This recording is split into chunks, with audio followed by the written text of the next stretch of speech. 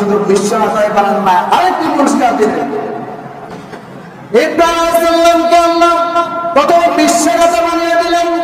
এরপর আল্লাহ রাব্বুল আলামিন ইব্রাহিম আলাইহিস সালামকে জাতির পিতা বানানোর ঘোষণা দিলেন। কিসের পিতা? আসতে বলবেন না, কিসের পিতা? ইব্রাহিম আলাইহিস সালামকে আল্লাহ রাব্বুল আলামিন জাতির পিতা বানিয়ে দিলেন। ইব্রাহিম আলাইহিস সালামকে বললেন মিল্লাতা আবিকুম ইব্রাহিম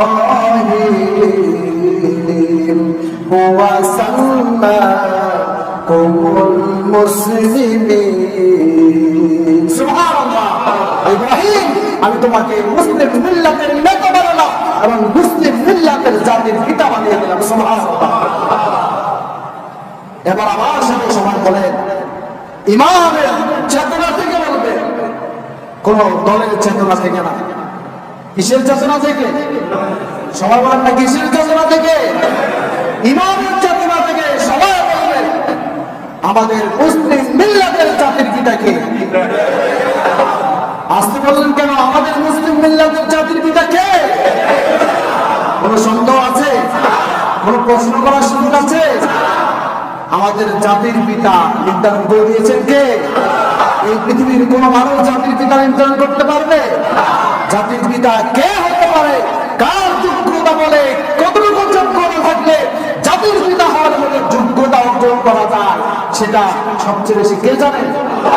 আর সেই পরীক্ষা নিরীক্ষা কষ্টি পাথর দিয়ে বসে বেঁচে আল্লাহ ইব্রাহিমকে পরীক্ষা করে তারপর জাতির পিতা বানিয়েছেন। ঠিক কিনা?